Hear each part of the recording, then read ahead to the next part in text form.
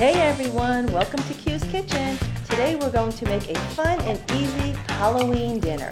It's a twist on the chicken pot pie.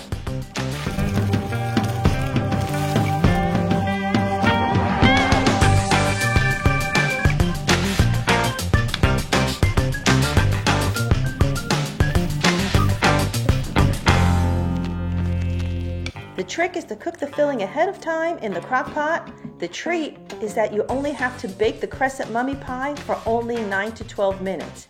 Now instead of having a hard, overcooked pie, you have a nice, soft, flaky pot pie.